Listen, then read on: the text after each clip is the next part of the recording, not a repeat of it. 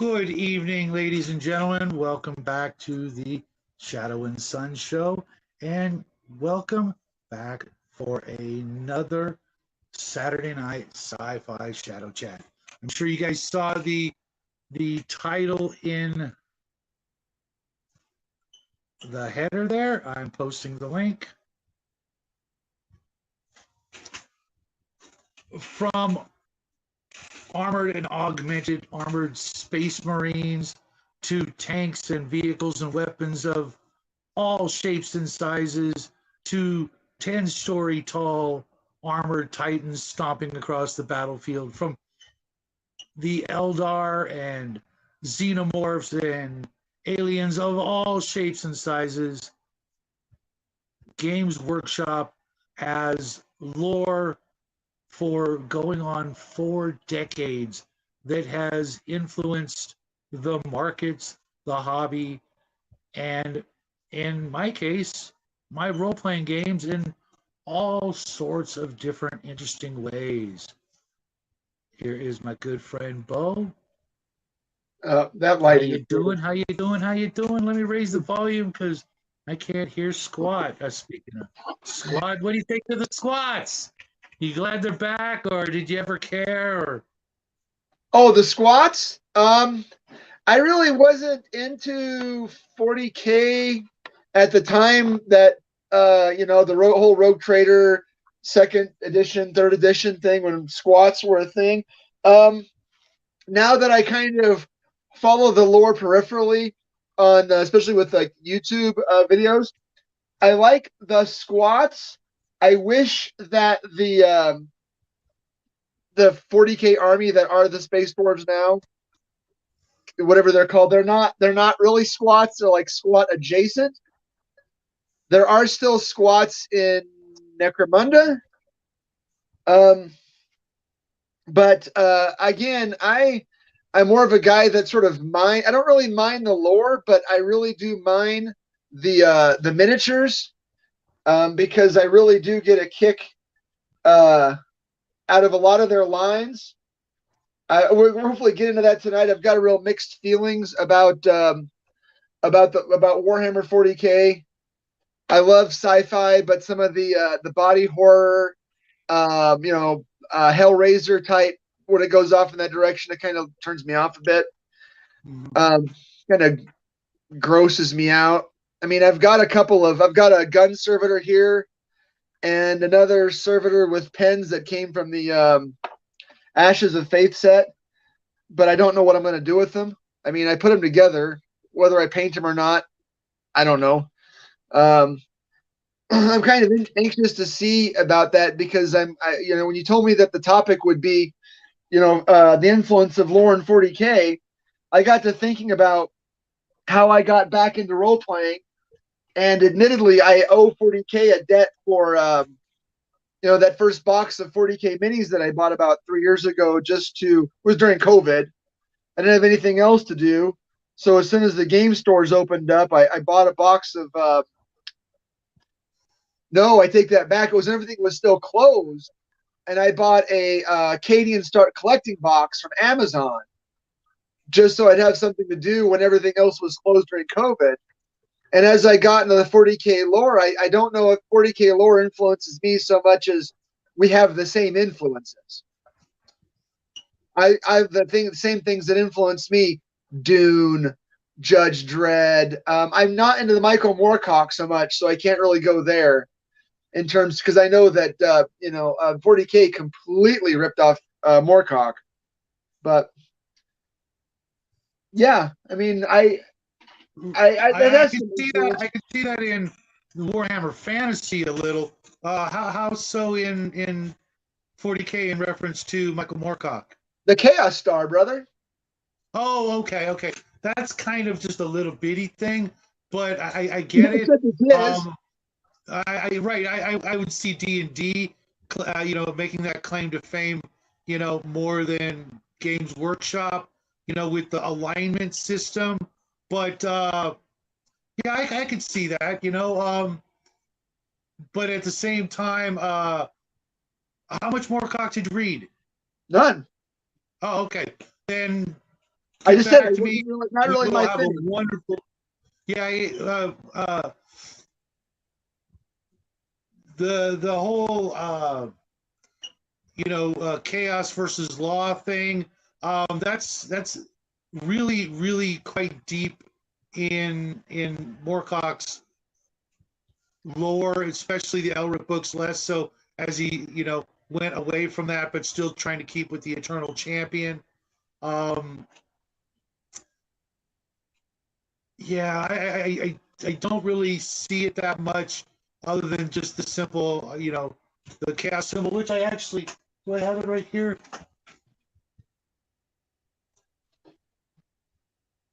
I thought I had. I actually have a very old 8-pointed star chaos pin that I used to be on my other leather vest way back in the 80s, and I've still managed to hang on to that all this time. I'm a real pack rat. I've got stuff going all the way back. I literally have a Noah's Ark I made out of a cinder block and 2 pieces of wood I had my parents glue together for me as a 3-year-old child. It's in my garage. That I put the pieces together and went, Mom, look, Noah's Ark. And she went, okay, hot glue, hot glue, hot glue. And it's still somewhere downstairs. So I hang on to stuff forever. The guy's going to be joining us just for a moment. He'll be joining us just for a moment because even he was influenced as a little one. I bought him. I told you, a box of Necrons that's still completely intact. We broke the shrink, looked at it, and went, oh my God, there's no way a 7-year-old boy is going to be clipping and gluing this stuff together. But I let him paint some other Necrons and play with them, and he incorporated them a little bit into his own story, as he'll hopefully, tell us when he joins us. I'm actually, most of you guys know I've had a long love-hate relationship with Games Workshop. I loved Rogue Trader First Edition. I absolutely loved Epic Space Marines First, Second, the Titans, all that stuff. I even played 40K extensively through, I want to say, First and Second Edition and Warhammer Fantasy Battles. But Fantasy Battles was where they kicked me right in the, well, you can imagine. And just they pissed me off so much. I was deep in it. I had an undead army, an elven army for my girlfriend to play. I had it all. When it came to 40K, I had 40 different model kits, including armor casts, Eldar tanks. I had I think it was one of the scouts, or maybe the Reaver Titan from Armorcast. I mean, the thing was bigger than my son was. I mean, it was like, it was like 4 feet tall, something like that. Sure. It all went up in a garage fire years later.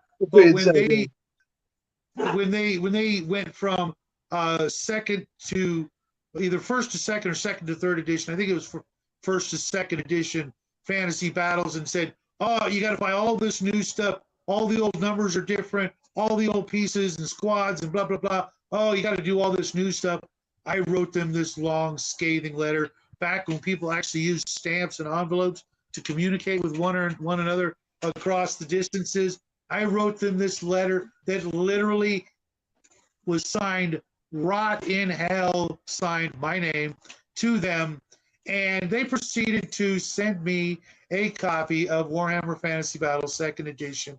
And I was quite shocked. I mean, hey, here I was telling them to go, pound sand. I wasn't going to buy any of their products ever again. And they sent me that, as a way of, trying to, smooth things over and get me back into the fold. And I'm like, all right, I'll see what I can do, with my budget, etc., and maybe make things work. And then they did it again.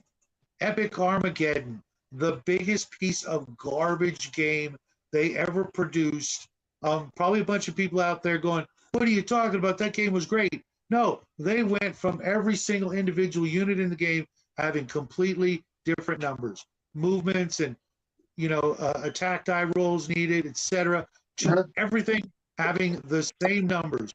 All your assault troops from each army had the same numbers. all your tanks of a certain category had the same numbers. Everything had the same numbers. The whole game was based around morale, not blowing stuff up, not shooting each other. Hurry up and, obviously, break the units and lower their, numbers of pieces on the battlefield. But it would all boil down to morale. And, as soon as your morale broke, you were taking more pieces off the table from morale than from casualties. And I'm like, what the hell is this crap? If my dudes break and run, I still want them on the table until they get to the battlefield edge. I want to be. I say you've established you have a long history and a long relationship with Games Workshop and Warhammer 40,000. But how have you let it influence your gaming specifically? I know that you're a big Traveler guy. What elements of Warhammer are these in your campaigns? The idea, Star Wars probably influenced more so with the Galactic Empire that I run my game through. Kind of like yours, there's an empire. There's a big, huge, political thing that keeps everything, nice and tight together. But the little flavors here and there, biggest of all the things was the commissars. The whole Inquisition sort of thing.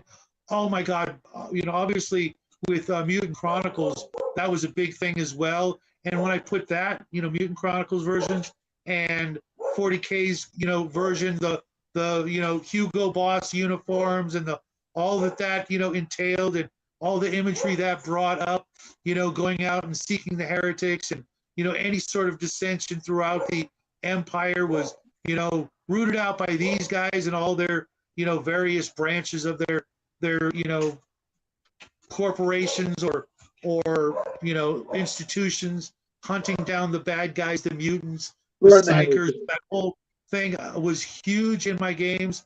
And obviously the genetic engineering of the soldiers and things like that, getting the bigger and bigger and better, workhorses of the battlefield, the Space Marines, or in my case, I had, I had things like that, but I had something where they took it a step further. And imagine the superpowers that we all know in like comic books, super strength, etc. The Emperor and the Empire unlock the codes to those specific powers. So they learn how to instill the equivalent of super strength or flying or whatever into people, and created like an arm, not an army, but a small group of superpowered beings that were like the archangels of the Empire. These iconic superheroes that they genetically created in tanks and in whatever to go out and be the forefront of the purge of the weirdos out in the galaxy and all their enemies. If they needed a certain problem solved, they'd send one of these guys by themselves to go do that. But all that was inspired by the in-depth details, which in the old Rogue Trader book, they showed you the making of a Space Marine, all the different glands they would put in, and all the different abilities that gave a Space Marine, all the way, from the ability to chew through metal, and just these crazy things that Space Marines could do, was just as a youngster, I was pretty well read, but I couldn't, come up with everything on my own, and I couldn't, think of things that, having not read everything out there. But that was one of the great things that Games Workshop had, was some incredibly well-read individuals that had read comic books, that had read Moorcock, that had read Tolkien, that had read, and watched, all the Star Trek books and movies and Star Wars and all that stuff. They were decades older than me, and they brought all this wealth of knowledge and love of science fiction and fantasy all into this great big company that had never existed before, prior to, TSR was the closest thing, or maybe Game Designers Workshop with Traveler, but even Traveler had that really grounded, down to earth, feel of science fiction, whereas Games Workshop just went, really gonzo in the beginning, and then turned it all into, canonish lore that that wasn't going to change. Right. Well, by much. I think you made some really interesting points that sort of parallel where I am with in my relationship with Games Workshop. It's not the lore so much that appeals to me, but it's the visual aesthetic, right? I mean, the monsters and the creatures and the things that I make for my games bear a superficial resemblance to Games Workshop stuff because the image is already there. You know, I don't have an artistic flair for telling you what a monster looks like. I can reskin a monster. I can make a monster act differently or look differently. But when I put a miniature on the table, and that miniature is a Termagant or a Tau Fire Warrior, then you've got something that you can really look at. And if I say, well, you know, that's not really a Gene Stealer, that's not really a Fire Warrior. I mean, if I look at them, this gun, and say, what would that gun do? And then I crack open a rule book and I try to find, and some of the stuff, you know, I did reinvent weapons wise, you know, for our game, you know, things like plasma guns and laser guns. Of course, the mechanics are entirely different. I mean, in GURPS, for example, a laser gun is a terrible thing. I mean, it's not a flashlight like in 40K. In 40K, a laser gun will bounce off a Chaos Demon or an Orc, but in GURPS, 40K, I mean, pardon me, in GURPS, that laser gun will burn a hole right through them, and you know, it's like 8 dice worth of damage, for crying out loud. So you know, some things I had to change, and some things I wanted to keep. You know, we did. You know, I did sit down and I kept the thing like, okay, if you have a plasma gun and you roll. If you have a critical failure with that plasma gun, it's going to blow up and it's going to damage everybody in your squad. I just couldn't get any of the players in the party to take the plasma gun. Nobody wanted it. Hey, look, I got this wonder weapon. Does anybody want to have it for their character? Nope. All right, bunch of weenies, bunch of too conservative. It just didn't fit our characters. You know, that's the problem. You have to look at it. I was trying to get my buddy Hire to take it. I thought he was going to play with us. And then I tried to get Connell to take it when I thought he would play with us. And then I tried to get Josh to take it when I thought he would play with us. And none of those 3 guys wanted it. Well, okay. Well, that's true. I mean, you know, how do I want to put this? This is kind of like the guy in World War II that carried the flamethrower. Exactly. Yes. You know? I'm not saying one of these days I'll have to tell you a story about me and flamethrowers. Yeah. Yeah, that's you know, we always, you know, get that comical idea of goblins and some of their weapons. It really doesn't change with the species. You know, you throw a backpack full of an accelerant and some sort of trigger compressed, you know, firing mechanism. Yeah, you don't want to be that guy. You just don't. We're never going to get it. I've seen Elon's flamethrowers, and I'm like, and a couple other ones, and I'm like, okay, that, you know, and believe it or not, you can actually buy them and own them in many states here in the country. Everywhere except California, by my understanding. Go figure. Well, you know what, though, is the Hey, problem James. is people look at flamethrowers as one way. So, well, why would I really put it? What is it's heavy? It's 70 pounds or something when you start looking at it. And, you know, it doesn't make sense for a man portable. It makes sense if you're wearing power armor, because at that point it's like, oh, okay, so the fire gets on me. It's not as bad. You know, we can put that stuff out. We can wash it off. We can do something. Mark, that was long before these glorious locks. If you go back, you know, I've grown this hair throughout the history of the show. When COVID came around, I'm like, oh, they're cutting, you know, I can't go to the barber or what have you. Oh, well, I guess I'll grow it out. Yeah. Well, I'm going to say this much. That's not the real reason he's doing it. He's been learning martial arts, and he's just waiting to get that whole thing in there. So he can do you know. You know, we watched that movie last night. I am so surprised at you, man. I literally got dumber watching that movie as we were sitting there, Jackie's just sitting there loving it, of course. And I'm just like, it's hilarious. Come on. You have to admit, it is completely and terribly bad. It's so bad, it's hilarious. When I saw that robot chicken leg for the first time, I lost my absolute freaking just wow. It's a hilarious comedy. No, I think what got me is the gorilla. But was it meant to be? Was it really meant to be a comedy? Well, it has to be a comedy when you look at it. Come on. It doesn't matter whether it's meant to be or not. It's what it has become. I mean, when you look at it, I mean, come on. You got the martial arts gorilla, which they call the Beast. Whoa! You know, I don't want to know what movie this is. People should watch it just so they can laugh on how bad, kung fu movies can be. Yep. There's no guilt. It is hilariously bad. And then what I mean hilarious is you're going to be sitting there laughing hard just because it's so bad. Yeah. I don't know where Jackie is right now, missing out on this, but the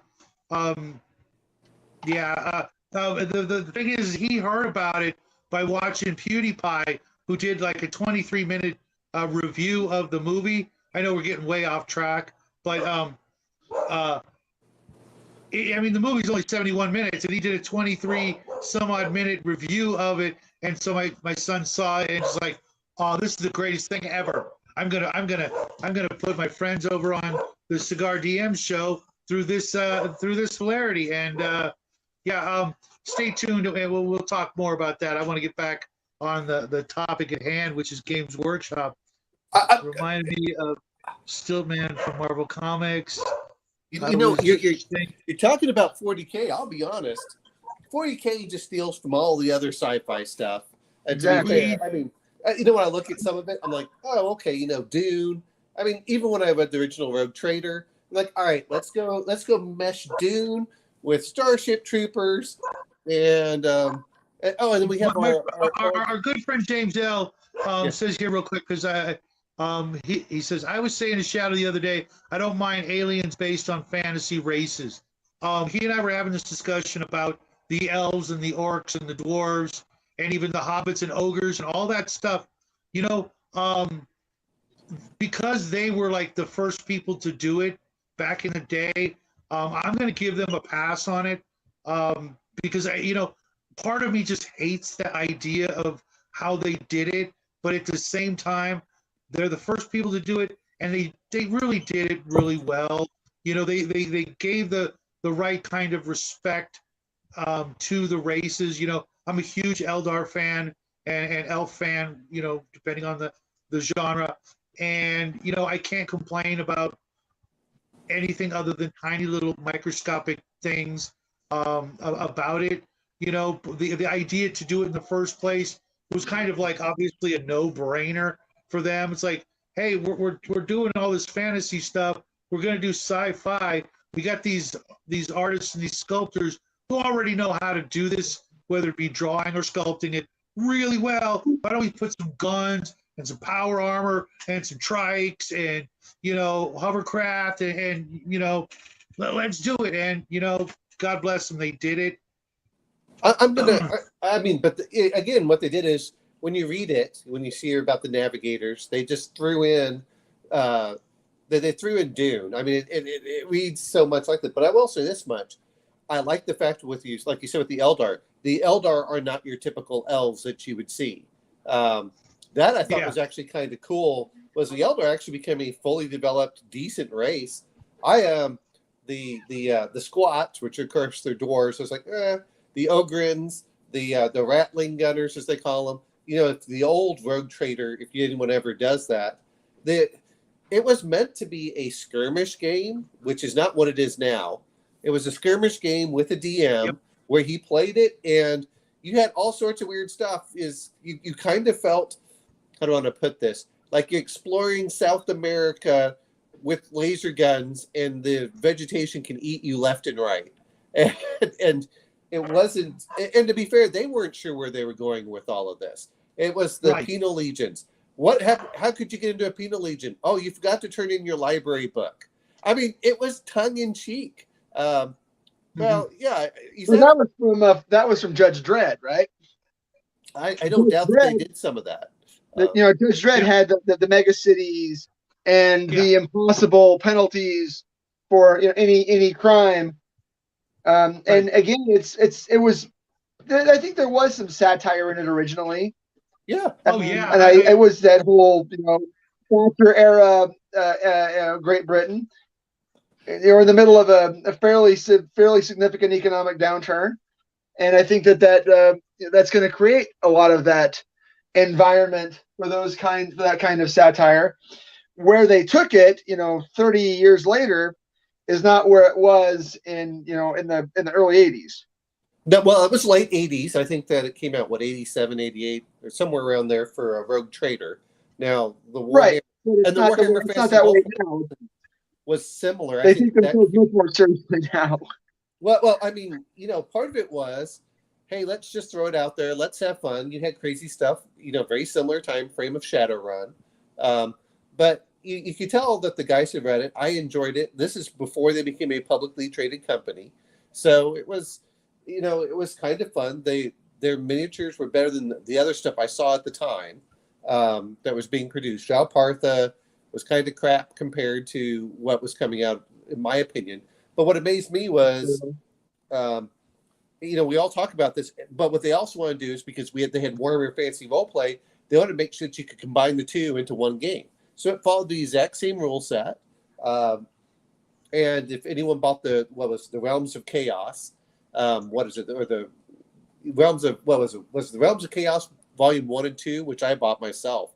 They had rules for the fantasy role playing game. They had it for the fantasy battle, and then they had it for Rogue Trader 40K. And they even talked about the Star Child and everything else that people are like, ooh, it's been there for a long time. They've just really fleshed out a lot of it. But come on, even in modern 40K, green skins are just tongue-in-cheek fun. Right. Well, but what about your science fiction role playing game? I mean,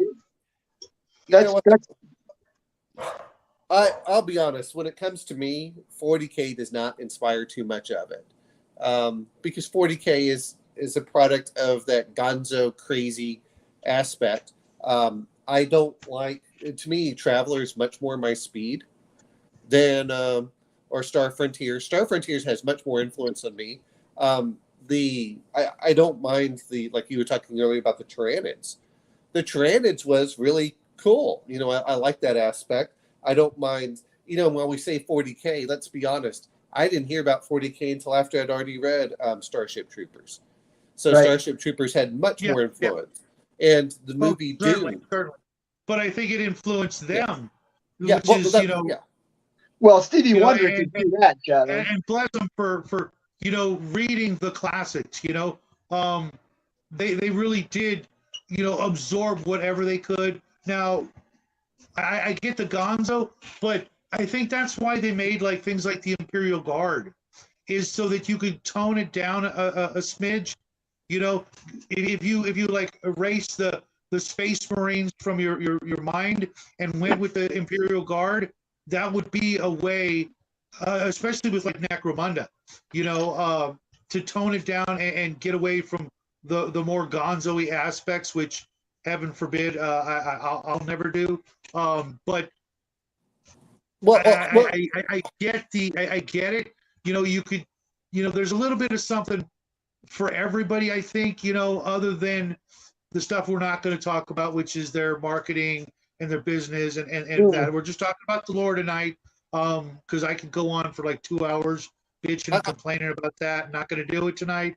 Well, I'm talking about, I don't like their ships. The ships, to me, with 90,000 people on board, pulling the torpedoes. Those are the stuff that I'm going, look, I like more of the, we've talked about this before. It doesn't have that much influence on me per se from that aspect. Now, there are certain parts I don't mind. But to be fair, I don't even take it as 40K is influencing it, because other stuff influenced. We can talk about other movies. The Warp. Well, Warp has been out there for a long time. And that's what it comes down to. I'll be honest, what influences my game more for this when I start thinking fantasy is their Warhammer Fantasy stuff influences my fantasy much more because it's based off of real world Renaissance style game. Absolutely. I'm surprised DM James isn't here for that. We might do that if I want to break away and do a fantasy chat. I'm trying not to, you know, that's absolutely the case. It's, you know, just rife with you know, mirror images of Earth in the fantasy world. But I think that, you know, when it comes to the 40K universe, they really did absorb. Here we go. That's going to be James L. Grace on his present. Hey, nice view of the kitchen. Oh my God! What Hey, happened? pretty good, man. Long time no see, brother. You lost weight? You looks like you lost some weight there, James. Yeah, I've been doing exercise, man. Fantastic. Inspired by DM James. Yeah, we should all take a page from his book. This guy especially. You look great, man. Thanks. You look really good. How's your back? It's working for you. Oh, not bad. Not bad. I just wanted to see, like, because I've been painting and I'm like inexperienced. I want you to roast my painting. I put up on Instagram or something so I could see the picture. I can't really. You're gonna have to take better pictures. I don't think that looks bad. I think that looks It's pretty good. okay. It's getting there. It's getting there. You know, the pike's awfully long. You know, and I'll admit, I like when you start doing big battles. Give me 6 or 15 millimeters over 28. 28 Well, sticks yeah. on there. Yeah, I mean, 20 millimeters are for painting and for building and painting. Smaller minis are for playing. But 40K is one of those. 40K is one of those ones where one of the other things that came up is like the ranges are a bit crazy, and sometimes when you play any war game, I mean, anything non-historical, the ranges are stupid. They're all over. Yeah, they're kind of all over. I mean, it is just kind of it's like one of the reasons why I like some of the Warlord games, their historical games, they really emphasize things that probably weren't that big a deal, like priests and battlefield surgeons and engineers and stuff, just to make the game a bit more interesting. You know what I mean? Like maybe in a typical battle, they'd take a backseat, but I'm going to bring this up is because makes more stuff happen. Is 40K ranges are actually 10 times longer than what are shown in the book. Yeah, but you know, Omen, if you're playing on a banquet table size game of 40K, and your artillery pieces should be at your neighbor's house down the street because they're artillery pieces. No. See, a lot of that stuff didn't come until later games. I'm still looking at the original 40K Rogue Trader. His ranges of a bolt gun were 240 inches. 24 inches was just purely what you used if you wanted to hit something regularly, because you had to roll a 6, and then you had to roll on top of that on your chance to hit. If you actually read the rules, they explained a lot of the stuff in the book of what they were doing. And it makes sense if you look at how often people actually miss in combat. Well, even in Warhammer Fantasy, it's not necessarily like one man represents one soldier, you know, kind of abstracted. Yeah. You know, like that's why I was such a big fan of Epic, you know, the original 6 mil scale, because you know, you can do so much more, and it's a war game. I always thought that, you know, like Bo was saying, that the 28 mil scale and up was really more for a role-playing aesthetic, you know, doing your dungeons or your space hulk crawls, things like that. You know, when it costs you $50 for a tank model, I'm like, that's more of a diorama or something like that. But they decided, nah, we're gonna just do the 28 or 32 now millimeter, whatever scale. It really, Space Hulk is it's one of those ones that I wish they bring back, and they perennially they do, but I'm kind of, when they I haven't been as into the hobby. I found that, like, because 10th has come out, good time to pick up a cheap copy of 9th. I've got mine here with all the get 9th edition books for free. I said I was at the local the big game shop where they do a lot of the war gaming, and they're doing introductory Warhammer games, and I was down there I was on one of the Facebook groups and I was looking for picture books for painting, right? I just want pictures. It's art. I don't care. I say, look, does anybody have any older Warhammer books that they'd be willing to get rid of so I can have pictures for paint guides? And this guy says, yeah, come by and pick up all my 9th edition books. I mean, well, the thing that gets me about it is that's awesome. No, I mean that's really good. No, I mean that's great. I just want it for the pictures. That's it. But yeah, I mean, I normally wouldn't buy Games Workshop figures, but because there's a new one out, it's like quite a good time to pick up a bunch of those push fit ones, you know. Well, that's what I look at. Is I don't want to assemble. I want to play the game, which is why I like the push fit. And you know what gets me about it is I enjoyed the and I still have it somewhere. I'm sure that the boxes have completely disintegrated by now, but the old the dark, what was it, what's Darkwing, I can't remember, but the 2 expansions. And why in the world they don't bring out expansions? And I know why they don't do it. It's because it competes with their main game. And I said, well, look, I would rather. That's where you saw the Gene Stealer Magus and all these others, which I know that Bo has been using. I like that idea of the Gene Stealers. I do. I also remember the Fauna. I'm not sure anyone else remembers. But this is why I enjoy 40K so much. Is because it's the kind of game I want to play. I want to play a tactical war game, not a giant war game, because I get mad. Because I can't use like real world tactics. If you look at how people put on the board, they're all hiding behind this one building. And this is ridiculous. It looks ridiculous. For 28 mil, I think platoon of like 15 to 45 guys per side is like the sweet spot. Anywhere between there and there is like. I like 1 to 2 squads on each side, depending. Maybe 4 if you have like if you've got varied like models in the squad, like that's still that can be quite fulfilling. I'm more likely to use like the 40K miniatures and like borrow from their lore, but then play something like agnostic, like Zenith Rampant. It's like you don't need as many guys. You probably need about half as many figures to play like a decent game. There's suggestion lists in here from like everything from like, you know, a John Carter style encounter to like Men in Black to like there's obvious Marine analogs and stuff in there, like in the examples. So I'm really pumped to play this with my cheap, crappy 9th edition figures. But let's be honest. They're not. They're not cheap. Even their entry level stuff is nice, which is why we keep coming back, right? Like even though we don't always like how they do business, it's why we keep coming back. They just look cool. For me to segue back into the topic, it's like Bo said, the imagery is there. They have some phenomenal, iconic images that are never gonna, wear thin and get stale.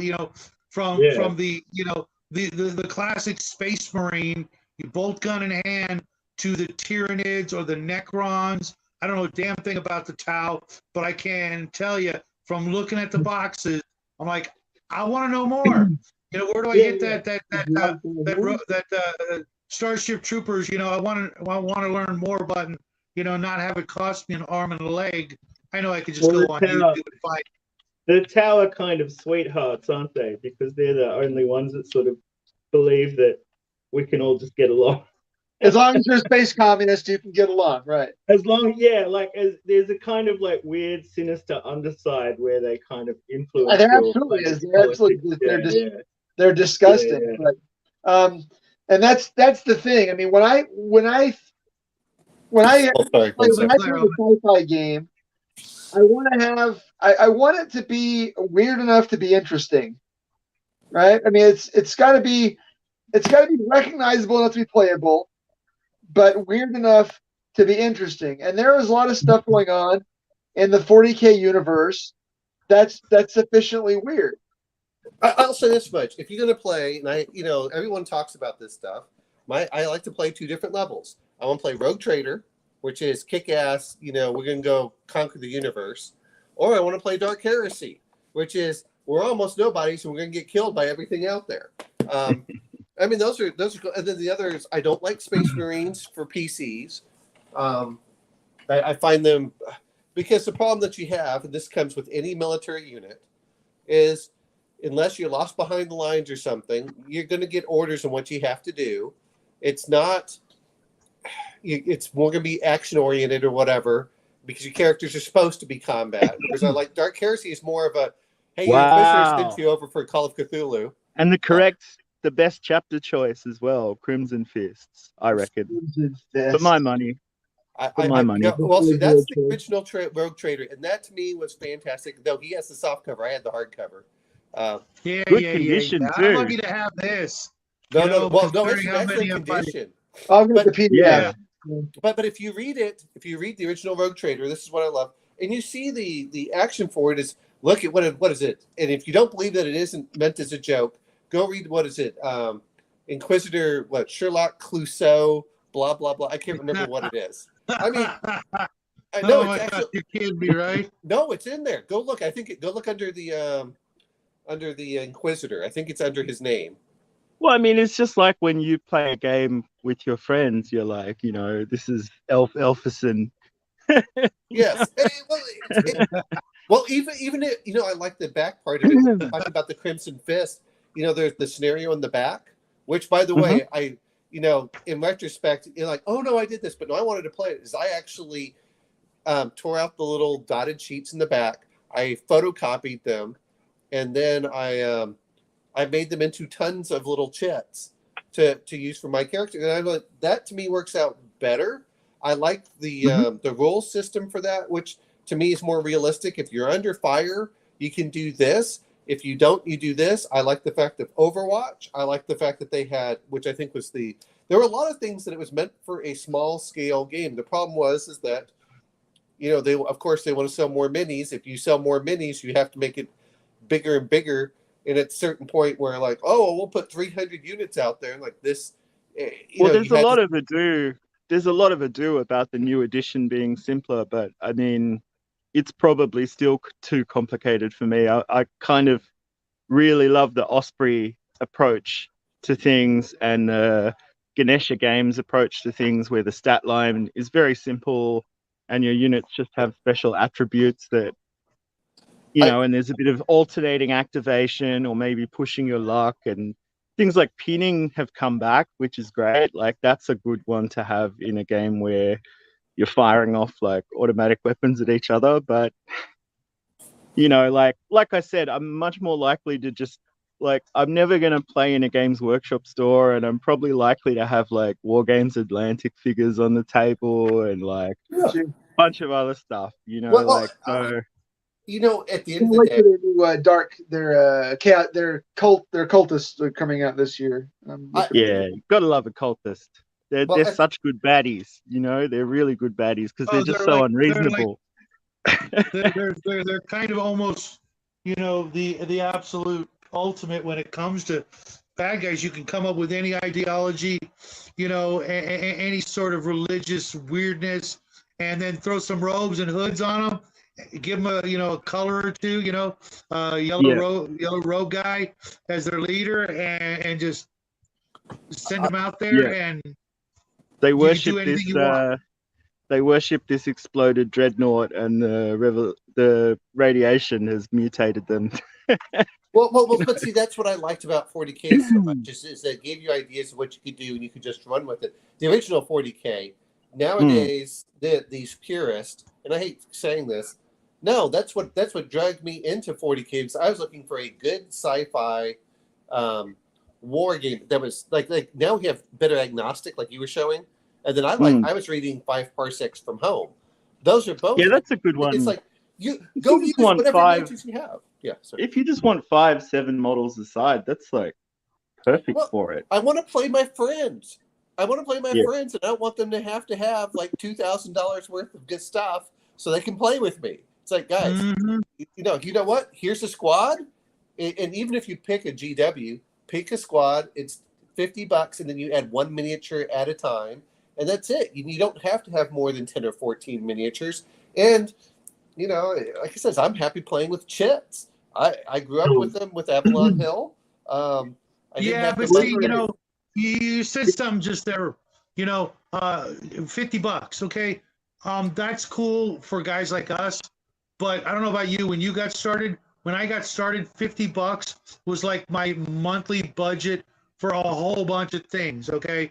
Um, I could, as a teenager, without an actual job, afford to go into Games Workshop once or twice a month and actually come away with stuff. Kids these days, you know, Yeah, handed my son $50 we would for get what? we would How get on a like detailed list? You know what I we'd mean? get like a paint set. We'd get a paint set with models in it, and then like maybe we would share like a box of minis like once or twice a year, and that was still we'd get a lot out of that. Like, But and there's, we'd go around Exactly. well, we'd go that's my around point. charity shops. We'd go around charity shops and find like old copies of like Space Crusade and Hero Quest, and like you get half of the models out of it and mash it together with another But box that you found that had 3/4 of the models, and but, You but, certainly that's Wow. don't need me but to that's play my a whole role point. playing game. $50 is a reasonable thing for a kid, and we'll say like, you know, and that's it. It's like, look, you spent $50 in a game. You don't have to buy any more. You don't have to be all in. That's the problem I have with it. Is it's the, you know, we're talking about ourselves, but I'm saying, okay, like with my son. Guess what, son? If I wanted to, I could pay you $10 a day, a week, or $15 or $20.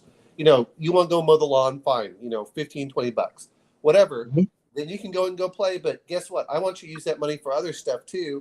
And that's why these agnostic systems, which 40K originally was an agnostic system, um, is that's what's so cool about it. Okay, you buy one book, and then if you want to buy any minis, and you don't have to buy any new minis, go use the Well, minis you've got. That's what I love. that's just one That's what example. Rogue I'm Trader, yeah, sure. Rogue Trader was very much that. You know, I'm in the sure beginning, people use could whatever you got. maybe Make if your own. people could leave maybe if people could leave a comment with their favorite, um, miniature agnostic for kind of sci-fi bashes, whether it's Five Guys or 25, like just a Sure. Well, I smaller. mean, are we talking about miniature games now? Are we talking war games? Or are we talking about role playing games? Both. I mean, you guys always have your slant towards RPGs and then occasional Right. war games, whereas I'm like the other way around. You know what I mean? Like, so that's where I always. Well, I would like to play. I would like to play Stargrave, and I've made Yeah, several crews, but I can't find anybody to play with. yeah, Oh, yeah. wait a minute. I Wait a think minute. they do. I You think they don't do collect. have solo. I think they do have solo rules if you're into They that. do. To me, gaming is about the interaction. But Yeah. that's I well. agree. I mean, I try to just get my son to play, and I don't know how it is with you and your kids there, Bo. But if I had him, like, you're coming with me. But no, like I said, I love Rogue Trader for the whole idea of it. You mean I get to play a Space Empire privateer? I'm all Yeah. in. Let's do it. And And to be honest, when I got Rogue Trader, I thought of it more as a role-playing game, believe it or not. It was Yeah. the original Rogue Trader. I thought I was getting a role-playing game with a It lot was- of miniature rules I in like it. a lot of those. I like a lot of those Osprey games because they're skirmish games, but they have RPG elements where your leader kind of Yeah. develops over the campaign. Right. I mean, up Yeah. until, recently, role-playing, did not need to be, codified as to how you can and cannot do it. We were role-playing when we were playing our miniature war games. We were the general, telling our troops, and we had so much fun doing that stuff. I had this buddy, Richard, who was just an awesome role player, and it didn't matter what game we were playing. He was, doing the things, using the voices, saying the things, acting as if he was right there, commanding the battlefield of his orcs or chaos or whatever. I'm pretty sure he ran orcs back in the day, but getting into it, pretending to be the general of, that was looking down on high on the, like Yeah. the 3D battlefield, We only know one guy that tells you how to role play, right? No, there's actually a Yeah. few I've met. There's millions.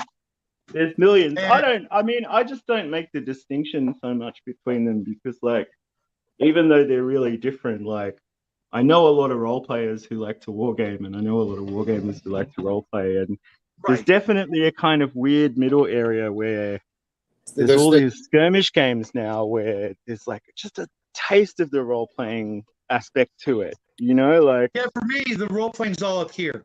You know, it's cool Yeah. if other people are enjoying what I'm, putting out there when I'm at the table or online or whatever.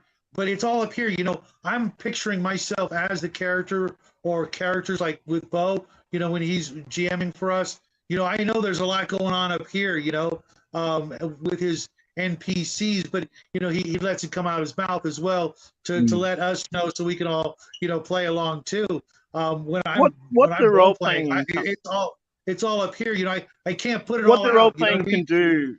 What the role playing can do that the wargaming can't are the like more personal elements and the threads between the combat and the journeying and between setting the up the game, environment and like when you stuff have like that. that sort of like campaign from one game that connects to the next and to the next and the next.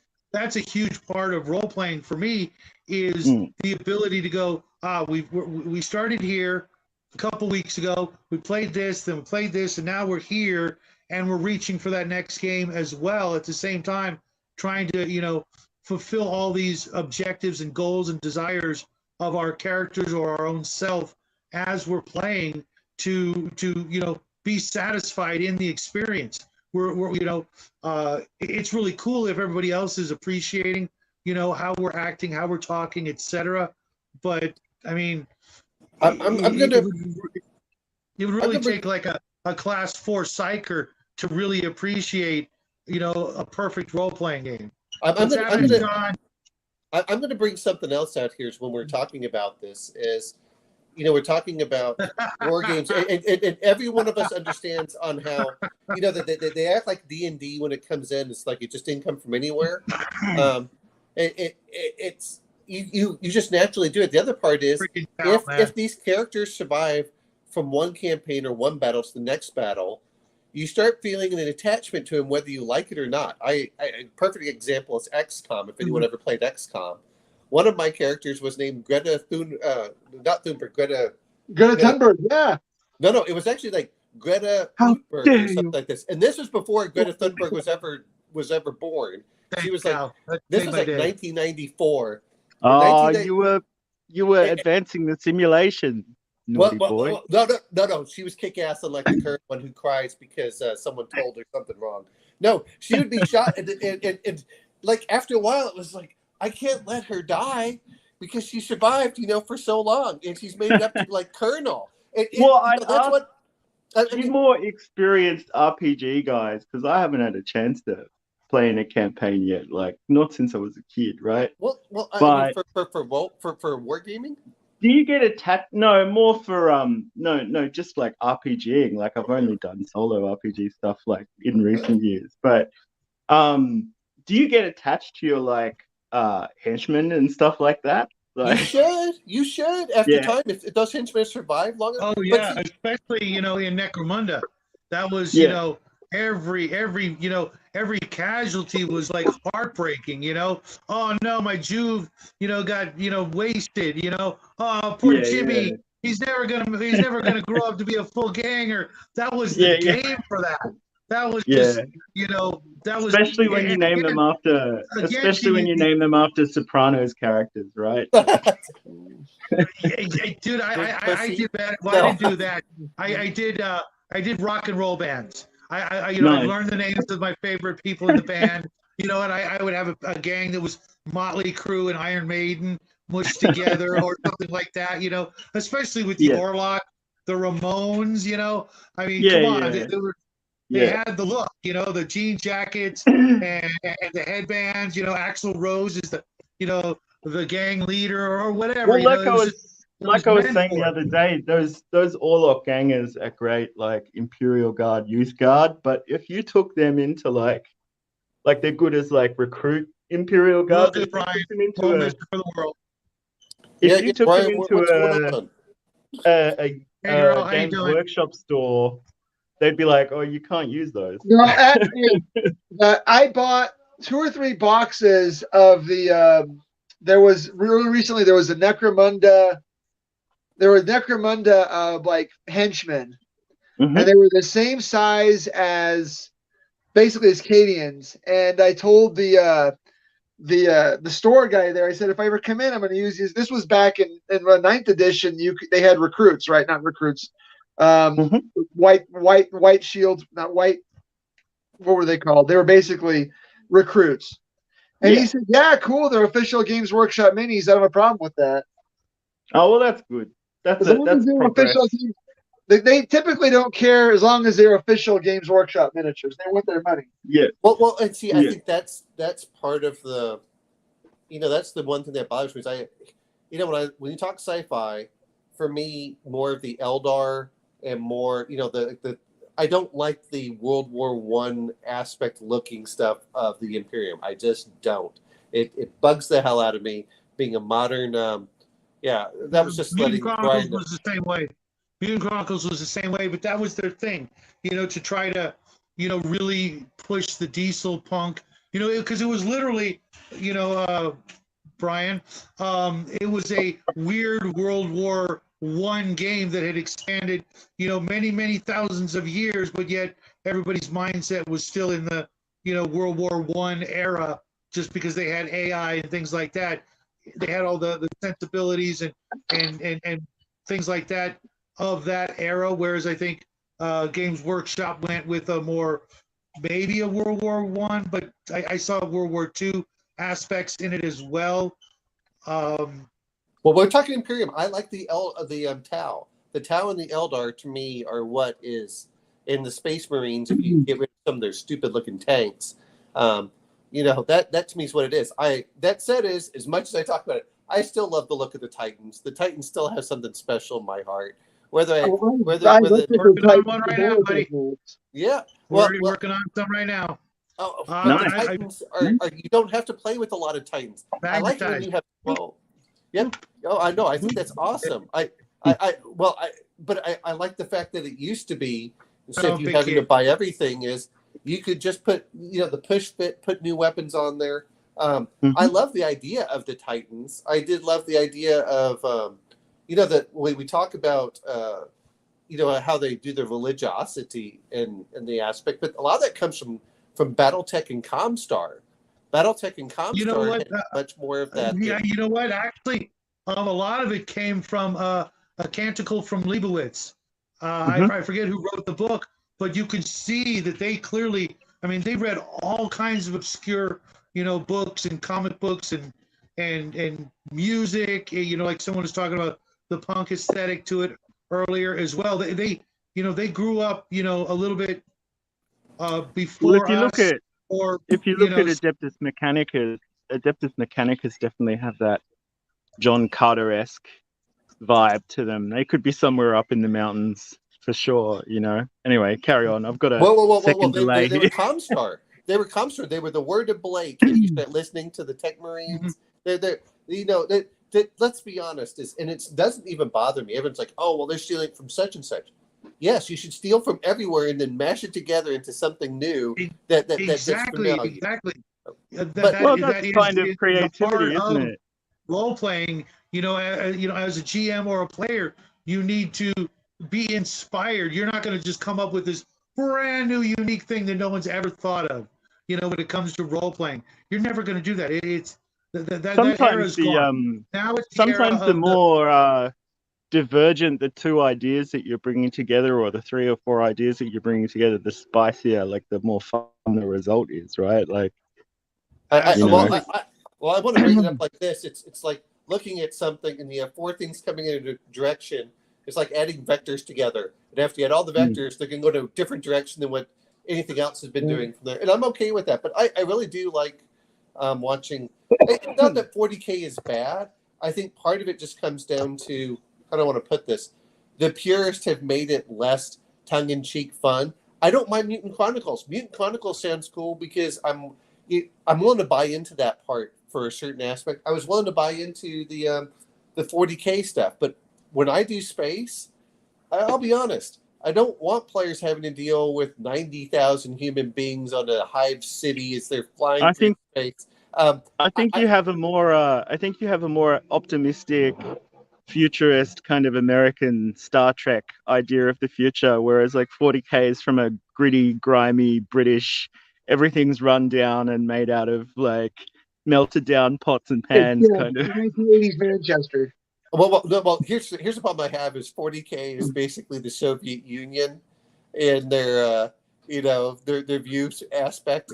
It's like, well, no, part of it just comes down to. I think you kind of got that, in a way that's right, because with the people who were making it back in the day, they were highly influenced by places and people, kind of close but not right like their neighbors. I could see how the whole tearing down of the wall and being able to finally interact with some people like that from other places, actually really did help influence the whole, Games Workshop, Yeah, well, I mean, family. They were clearly, happy to embrace all the different cultures around them and suck it in, for Like, if you things look that at- could be used in a science fiction, If you look at universe. Blake Seven and its imagination of the future, and you Quantum. compare it to like Star Trek, it's like Star Trek is much more optimistic. Everything works better. People are generally more socialized. Like, No. See, I'm not that way. I'm more of a Firefly, The Expanse style. oh, okay, like a frontier, more of a Yes. libertarian kind of, Yeah, exactly. staking your claim out in the new gold rush kind of thing, right? Yeah, Okay. exactly.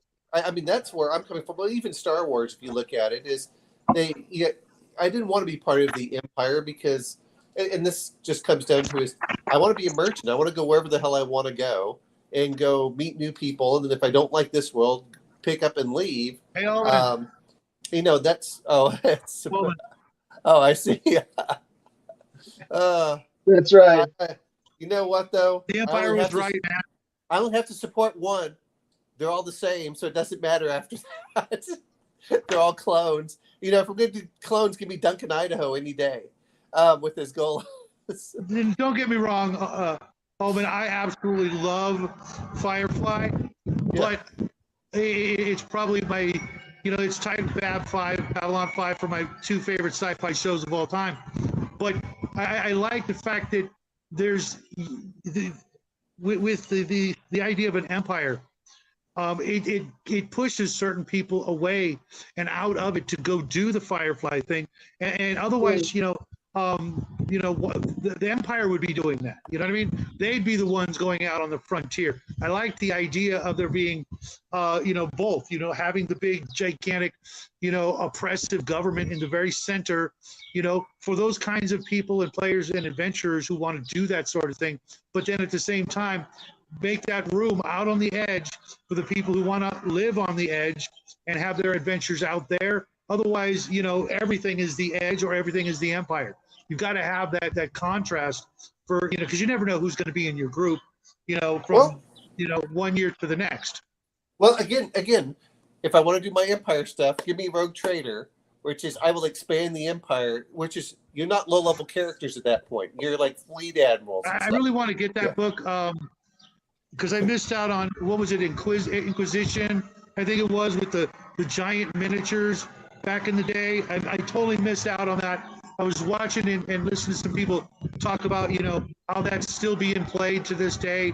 And that really influenced that style of play, going after the typical sort of like, spy missions, or, you work for this big government and they send you on these missions. I kind of like that as a way to keep the players constantly on track of what the goal is and what the game is, instead of Well, that's right. a Dark Heresy game. Again, I don't mind either way. It's part of it just comes down to is if I'm playing Dark Heresy, it's Call of Cthulhu in futuristic space. I mean, that's what Dark Heresy is. You do your investigation. You're going to have some fighting. You're kind of fragile. I do like the psionics. I do, usually I don't like psionics, but I do like psionics in my kind of my Gonzo style space. I like it better than the space wizards of the Jedi. It's not even that I mind the Jedi. I enjoy some of this stuff, but it just comes down to what type of game are you going to play. Is if the usual types of games I like to play is at the edge of the frontier, non-military. If I'm going to be in the military, then let's advance me up to the point that I'm just a kick-ass god that wants to go in with my giant space fleet and bombard worlds as I expand the empire. And yes, let's zero to hero, man. Zero to hero. We're all, Yeah. We'll get there. We'll get there. I know Bo will get us there. We'll each be in command of our own ship or fleet, and he'll just run this campaign. We'll all be old and gray. Well, you guys will all be old and gray, and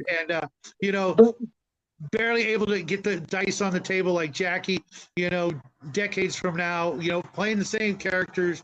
You just gotta, have faith in your GM, right? Bigger so we can see them. That's all. The dice just keep getting bigger so we can see the numbers on them.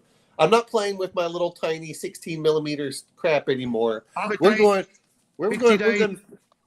full out, 50 millimeter, and then if it has to get bigger, we'll get there. How's it going, bro? You just need a sling. You want to talk some nerd stuff? You're welcome. I'll throw the chat in there. If anyone else wants to jump in, I'll jump out because it does get a bit chaotic. No, you ain't going nowhere. I will use the tractor beam and grab your ass back in here. That's happening right now. Apparently, we're all getting tractor beamed. Supposedly, it sounds like blue beans to me. Hey, James, I'll be honest with you. Is if you ever come back to the States sometime, let us know if we ever decide to all fly down to Australia so we can avoid. That would be the reason I would come back to the States. Yeah. Come on now. You know what? Yeah. I think we're gonna have I thought it was throw the old collection plate around and create a charity. Hey, there's Lord of all he sees. You just wait for one of those times when it's like you can get a cheap flight to Asia. Wait. Hello, you beautiful bastard. I only have one finger. He's twice as good as I am. I'm just popping in to say hi to everybody. I ain't seen you all in forever. Hey, Friday? Literally, yesterday? What 40K stuff do you want in your games for sci-fi? Me? Yeah. Your sci-fi RPG. Yeah. Raven, I'm personally going to make it my life's mission to make a first-class role player out of you. Just you wait and see. Real quick, I wanted to get everybody's opinion, even though we're talking, 40K and stuff. I don't know if anybody heard, but I saw this rumor floating around that George Lucas was buying back Star Wars.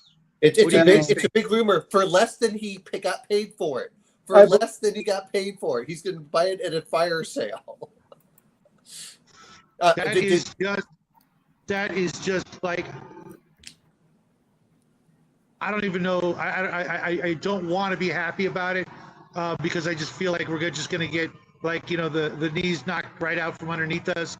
But what a blow to wokeness that would be if you think about it. My relationship to Star Wars is so different to most. I just like the old films from when I was a kid. I didn't I just kind of had this thing of whenever they hammer 12 movies. Whenever they hammer 12 movies out of something, about 9 of them are going to suck, right? Well, here's the thing.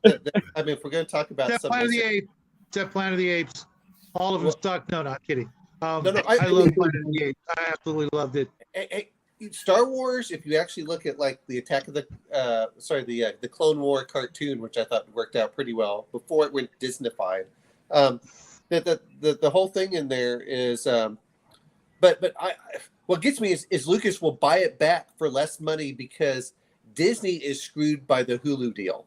I'm not sure if you heard about that. They made a deal that they have to buy the Hulu aspect, and Comcast is going to hold them to it. And Disney doesn't have enough cash flow because they screwed so much of their IPs. Anyway, so they may have to get rid of a lot of stuff. I thought the whole play stupid games, win stupid prizes. I thought the whole woke Star Wars thing was kind of overstated, and then I read an extract from one of the novels, and it's aimed at children, but the themes in it are just so not appropriate for Yes, children. there is. You know what It's I mean? called, Like, oh, sorry. There is a Planet of the Apes RPG. I didn't know about that one. I don't know. The problem that I have with some of them is, I hate saying this, is because part of the reason I liked going into space is to go explore and find new races and go find new monsters and go find new worlds. That's what I like about And that. to hit on all the chicks. It's limit. Well, no, Especially the not green normally ones. the chicks. I Especially only the need green one. one. Or I- in my my only- case, the blue one, but whatever. I only need one good chick. I don't need all the other chicks in there. You know, well, it's just like real life. One woman is more than enough to bother No, me. I want to be Oh. like Jay from Jay and Silent Bob or Clerks 2. Where he's like, that guy went to space and he an alien. That's me. You know what is Galaxy Quest is what I would rather. That's what I like for the whole. Galaxy Quest was great. It was, and it did spoofs right. It spoofed Star Wars, but doing it in the right way. That That's you right. tell that they actually love Star Wars, and then made fun of the worst parts of it, and they still kept the characters, likable and engaging. Coleman, James, Hungar. Uh-oh. Jackie. Yeah, I was telling Jackie he needs to pop in and say hi to his uncles. I was telling my brother today on the phone that, he has corrupted young Jackie. Yeah. Why? Are you kidding? Are you kidding? Did you guys see him on the show the other day? Yeah, I My did. God. On my show? Yeah, I think I saw that a little bit. No, on James's show, it was just Jackie and DM James, doing one of the things they do best, which is talk politics and history and all that good stuff. And he had the absolute time of his life. So James, if you're out there, thanks, man. Oh, 7. What I'd have to have in 40K sci-fi commissars. Yeah, I was just talking about that. That was like, for me, that was just the absolute, I just loved every aspect of the whole idea of the notion of having these special, trained and hardened badasses going through, kind of Judge Dredd style, kind of, James Bond meet, a million other genres, just going in and looking for, the people messing up society and stirring up crap, going after the cultists. Every episode could be, a different mission of, hunting down these different kinds of bad guys. Dark heresy, yes. For me, that's how GW influenced me the most. That, and then probably the Eldar. I love the idea of elves in space. Not pigs in space, Raven. Elves in space. Just their supreme egos being their absolute downfall, but at the same time, they're still so much better than every other living creature out there. One step away from angels, walking around with las guns and the Harlequins and all this crazy stuff. I really like I the just Eldar mentioned kind the of. two levels. I really like the Eldar kind of after the fact, like after they screw up and they become like And create a incredibly- chaos god. Yeah. Yeah, incredibly disciplined and martial and kind of we can never let this happen again. My master is unparalleled. My 40K army is Eldar. But my Good for you. favorite Good for you. two things in 40K are commissars and don't forget the chaplains. The Space Marine chaplains. You know what? This is what it was for me. Was the Navigator Space Marine. That was what I loved. Was the Navigator Space Marine, or didn't they also have? At one point, I think it was the Navigators could be like Inquisitor, Navigator, Space Marine. It was something weird if you look at the original 40K book. There was you can just bolt these all together. I was like, oh yes. We're just getting trolled by the best of the best. First, this guy named Lava Lord comes in. This Shadwo guy really likes elves, doesn't he? And then someone's brother comes in. What a bunch of nerds.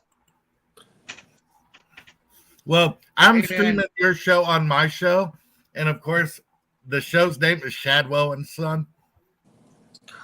You guys are killing me, man. You guys are killing me. Hey, I suppose it could be worse, right? Could be worse. It could be back to Bonehead and Son. Thank you. Yeah. I left wide open for that one. Left Yeah. it wide open for that one. Yeah, because I got the whole. It's still a forehead, but I'm working. If I pull it back just a little more, I could do the 5-head. The 5-head. Yeah. I'm trying to think of the. You got your elevators out there, James? Well, You got the elevators. Freaking do it, man. For anyone that wants to play the higher level, this is Dark Heresy Ascension. After you reach high enough level in there, where you can start playing the assassins and everything else, the Primaris Oh, no Psychers. kidding. Oh yeah. This one. So you start off at this level, which is 0. I mean, like you get blown on by the wrong thing and you fall over dead. And then they go up to Ascension, which is after you've gone through like 9 levels or so through their tiers. Then you get up into being an Inquisitor or the Primaris Psyker or, these are where you begin to get really, this is where you become like gods, effectively. This is where you're obviously not in physical, or mystical might, but in the amount of influence and power, the license to kill kind of thing, Judge Dredd thing, right? Or do you mean literally, superpowers? You're level 4 Psyker. Once you get up to that level, I mean, come on, what's You're pretty much a god. Yeah, I mean, you might be a demigod, but yeah, I mean, the Vindicare assassins, you can be those kind of the Calexis assassins. Ooh, I actually had well, that's different. The Spyries from Necromunda, but I do have the Vindicare Assassin book from, I want to say 3rd or Yeah, I do edition. too. It's like 14 pages. I'm like, you're kidding me. This is a book. Okay, come on, guys. I'm gonna lose this book in a stack of papers, if I'm not careful. But yeah, I love those. There was like 4 or 5 different kinds of assassins for the different kinds of kills.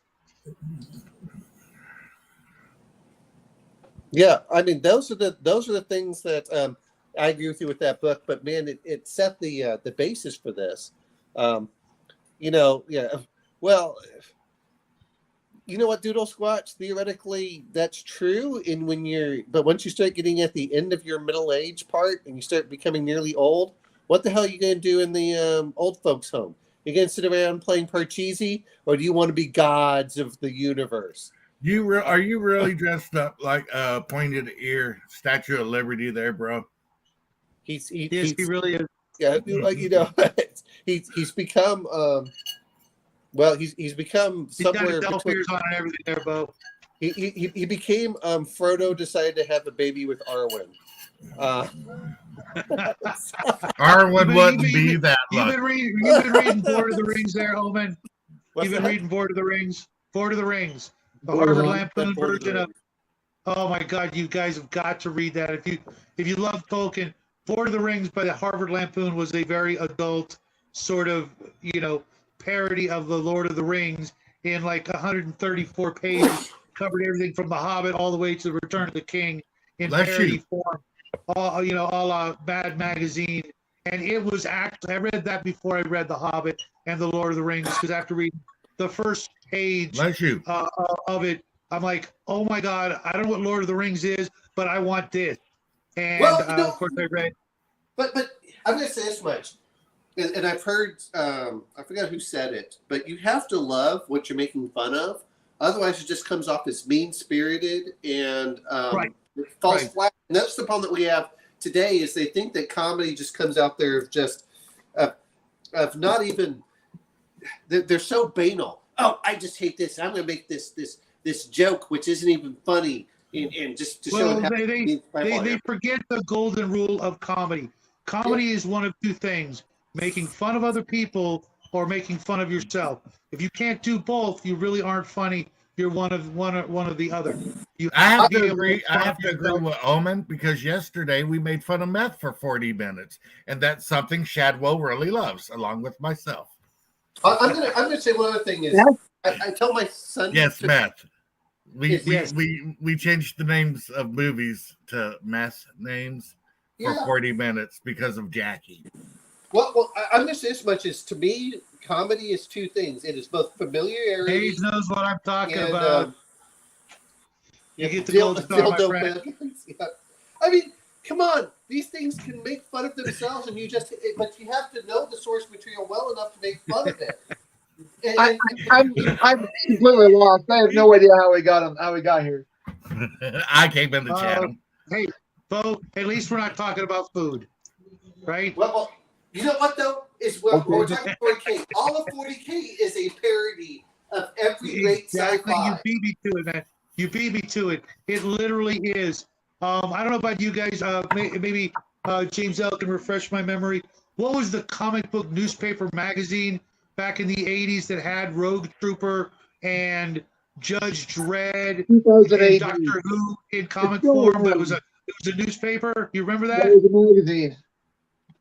2000 AD. Thank you. A friend of my dad's came back from the UK and brought me a stack of those as a kid, because he heard I was into comic books and all this other weird stuff, and just said, here, give this to your son. And my dad came home from work. Excuse me. Thank you, guys, Doodle Squatch and James and everybody else. You. I just dove right into that. So when Rogue Trooper came out, not Rogue Trooper, when Rogue Trader came out, I was like, oh yeah, I'm all about this. Doctor Who. I mean, come on, who didn't grow up watching Doctor Who? Freaking, what was it?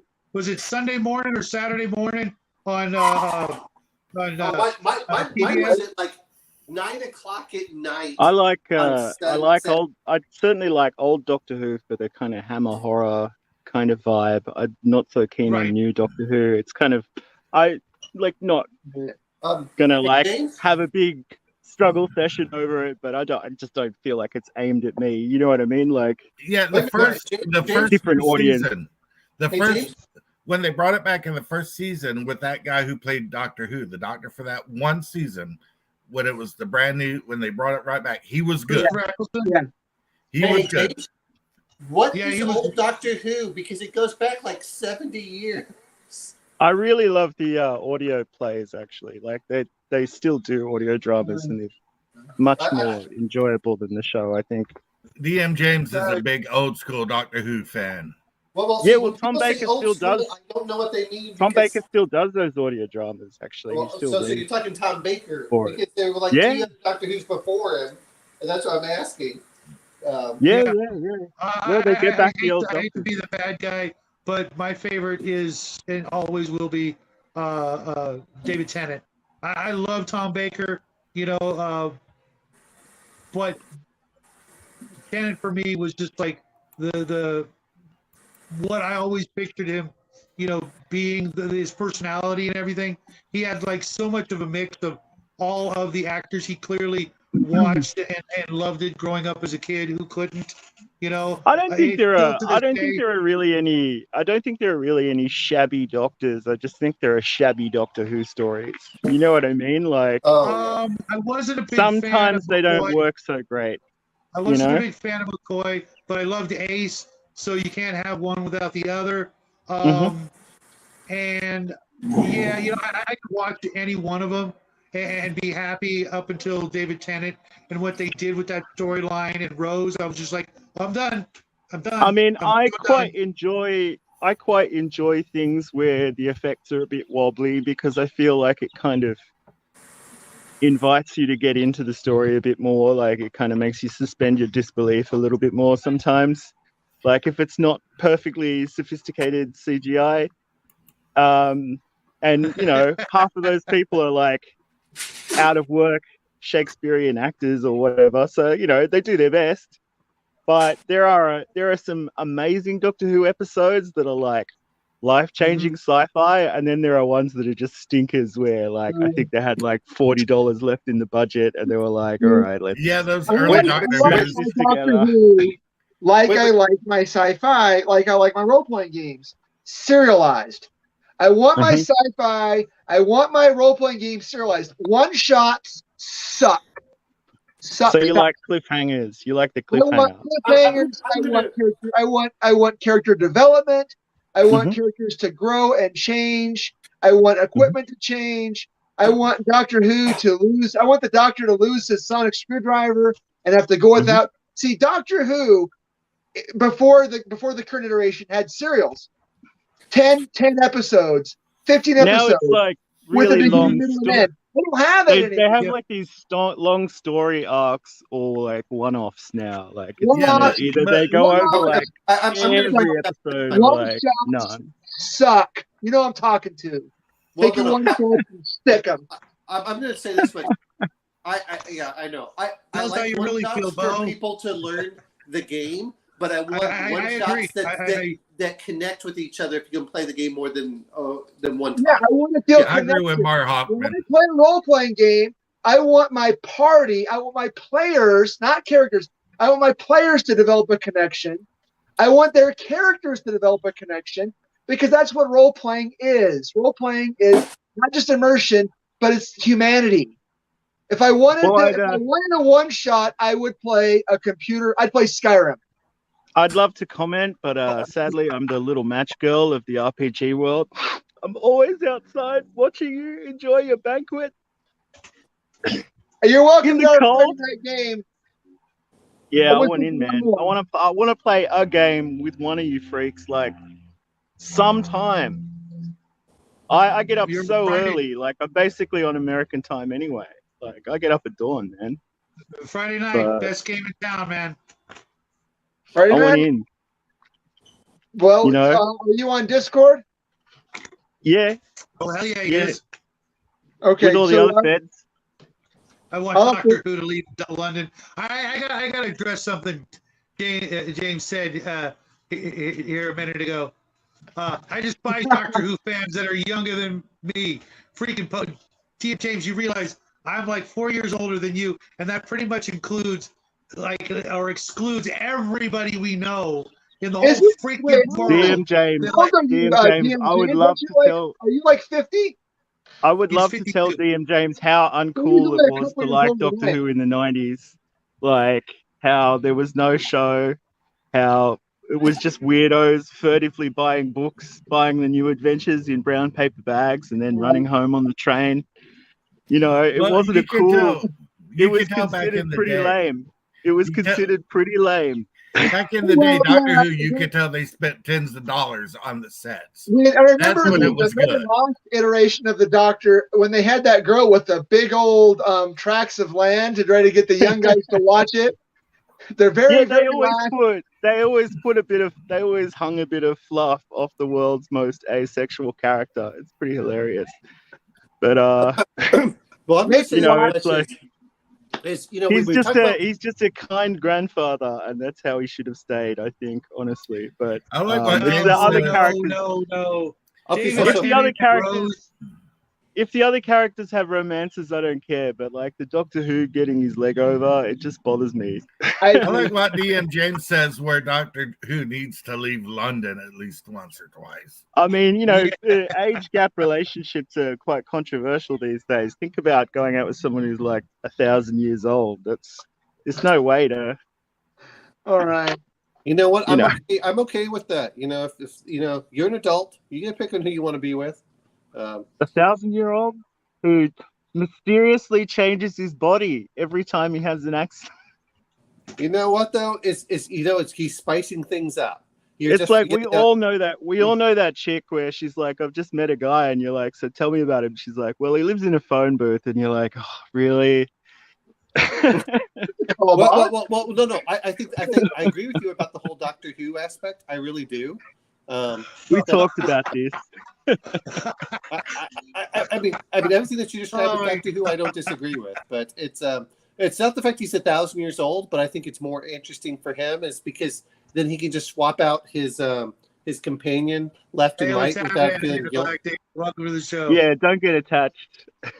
Yeah. What's going on here? A whole lot of chaos. I think there was a topic about an hour ago, but we've got 30 minutes to reel it back in. This is a whole bunch of squirrels going on in here. It was 40K. I don't understand what Careful. everyone's talking about. 40K is, here's the only problem with 40K. There's almost like no women in 40K that are actually, worth, adventuring with. Sisters of Battle. They got a whole faction. Look They're at all not the worth adventuring with. It's look like at all the going to female Battle guards, too. all the female guardsmen, all the It's female too pure for elves. that. Flo's definition of adventuring and Owen's version of adventuring are not the same. Because when I think adventuring with a woman, we're probably not really going anywhere. If you know what I mean? No. Those sisters of battle would kick one sister of battle would kick all of our asses with one arm tied behind her back, and she would not even once even think of anything other than kicking our ass. Well, hey, I just don't. take the power armor off and look it on the mats and find out. Look at all those hot female She would elves. still kick our ass because we're all middle-aged men trying to go against women that have trained for 40 years in combat. Yes, it does. Yes, it does. And thank everybody out there in chat for sticking with us. I'm trying to think of the completely different idea when I came up with the topic for the show today. You know what? I still don't want to go with it now. Harlequins, right, guys? Harlequins are cool, but they don't have a game system for them. That's what kind of bugs me. Is I would love to have a Harlequin because they go all over the place and do all sorts of That was some really interesting lore. Yeah, I have the original supplement book that they came out in for the very first time, and the whole idea of the troupe of actors, so to speak, doing the sort of kabuki freaking ninja elven theater, at the same time, having their secret identities to go out and assassinate people, kind of like the Eldar version of the Inquisition, and just the comedy and tragedy of the whole thing was just I think all one of the greatest all pieces Eldar. of 40K lore. I think all Eldar subfactions rock. I always loved the idea of the Exodites who'd gone native and moved onto planets and stuff like that. And you see people doing Lizardmen and Dark Elf conversions with them and stuff like that. Yeah. I thought you were going to say that all Eldar sub-factions are chicks. Because, elves are all just really chicks anyway, so what's the point? Well, yeah, I mean, to an orc in the dark, maybe. Well, wait. Orcs, Never mind, I'm not going to say that because that'll get us canceled. No. Orcs so many levels. are have as much how did they put it in dogma? Is they're neutered basically. Right. Well, yeah, the Games Workshop ones are they're fungi, aren't they? Yes. Yeah. I actually like that idea of It's ridiculous. But let's run with it, right? Well, yeah. If we ever played a Rogue Trader campaign, I would love to play an orc boy, especially with the weird boys or stuff like that. But I just love the fact that one day you wake up and there's a Gretchen next to you. Well, where did he come from? Oh, well, he grew up from whatever spores I've been putting off. And so then after a while, you got oh, they died. I don't think games need a sexy angle. I don't really I don't see Sisters of Battle in that way. If anything, I see them as kind of one of the more sincere Imperial kind of factions. You know what I mean? They're kind of more. I don't find them sexy at all. Nuns don't do it for me. I know some people do, but nuns just never did it for me. Yeah, I was raised Catholic, so maybe that just doesn't seem right to me somehow. But, I can't say that. You know what? Is that isn't what I find. I'd much rather find the what was the Calexis Assassin or whatever. That's a lot more. That one. I like it when I like the total party skills approach where it's a little bit pulpy and a little bit tongue in cheek. I would want to play. The idea Orc of people Stormboy. actually nursing a Woody at my gaming table, that's when the little guillotine comes out. Yeah. You know what I mean? Oh, No. Yeah. Well, here's the thing. When you've got male and female players, boys and girls are going to do what boys and girls do. You know what I mean? Sure. But yeah, when it's nothing but They'll dudes, argue. yeah, no. Well, Yeah, I don't Hold on, you want to sit at a table with like 5 dudes who like ERP. have like different interpretations on like standards of hygiene, and like they're like, those sisters are battle, they're so hot, man. no. I'm gonna say as much as did you know what a goblin in heat is called? It's literally on fire after it decided to play with some napalm. That's what a goblin in heat is. No, I can't, because we're talking about 40K. Goblins just aren't equipped that way. There are no female goblins. Right. They're Just just, tell it to the Neckberia crew. now that said is, that's what comes in there. It's just like, but I love the Orc Boy for that aspect. I'll tell you one thing that I do enjoy, which is a little bit different, was I do like the Kroot from 40K, where they decide to eat and get some of their the DNA power, which is different than the Tyranids, but not that different. But you would like the towel. The What's Space that? Marines in the original book, Space Marines could also eat things and Get their memory. like Yeah. Yeah. But Kroot actually modify their DNA, so they start becoming. That's part of what they do when they go hunt, is they're trying to get DNA from other creatures so they can incorporate it into their own DNA. It's they're a part bit different.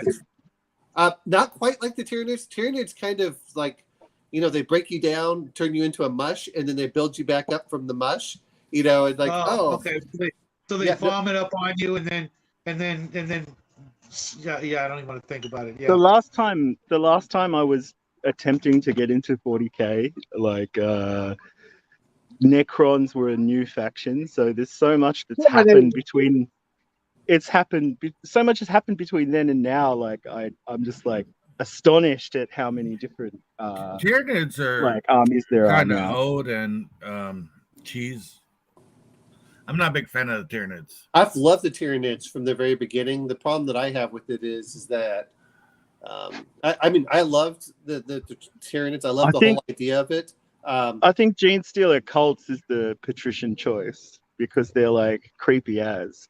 Well, they are, but I love the whole idea if they come in and they just they destroy everything in there. They subvert your imperialocracy. Actually, you know what? Yeah. If anyone's ever played Starship Troopers, the video game, or watched the movie, that is more of what the Tyranids are. If they're like, oh, we're here to go grab as much DNA from around, and we're gonna turn it into this mush, and if we find something good from it, we'll use it. But I love the Tyranids. I do as they really rocked in Epic. Like you got a real sense of the swarm. Yes. In Epic with them, you know what I mean? Everybody loves Starship Troopers Angler. Yeah, you're not allowed in the thing if you're not a Starship Troopers fan. Except the ending. The ending sucked. Of the book or the movie? Yes. Oh, because it was a cliffhanger? The book did kind of trail off. And it didn't trail movie, off. He just stopped. He got tired of writing it. Unlike George R. R. Martin says, you know what, I'm going to have to write another book. He just kind of went, I'm done. And all of his books are like that. He just like stops them. Yeah, he does. It's just like, I'm bored. I'm not going to write anymore. I've said what I'm going to say. He just throws it away. Well, guys, I'm going to bounce. All right, see you later. Wait. You got to say hi to the little guy. Jackie. Oh, shit. Jackie, you're here. Okay. I'll stick around for a few more minutes. There you go. I knew it. Hey, Sport, welcome to the show. Let's let the little guy tell us his little story about how 40K influenced him. It doesn't. Amazing. I thought you had something to tell us. Oh, That's there all right. he's the sniper. Oh my God, I he's learning feel- from the best there, James.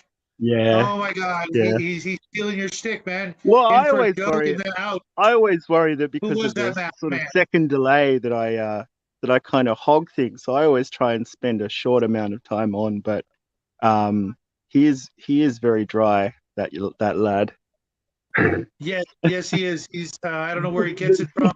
Certainly not this guy. It's got to be from my old man. As a matter of fact, he is literally proof that racial memories and DNA things like that just skip a generation.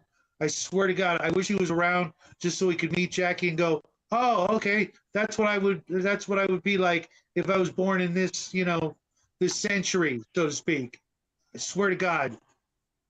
Yeah, he's a good lad. I'm glad he's getting a break. And then he's off overseas, isn't he? He's going to Mexico in a couple weeks, Yeah. right after the 4th of July. Mhm. He'll be gone for like 3 weeks. So I'll be, partying it up here in an empty house all by my lonesome. Walking Painting. around in my underwear. Painting. Yeah, I might do some of that.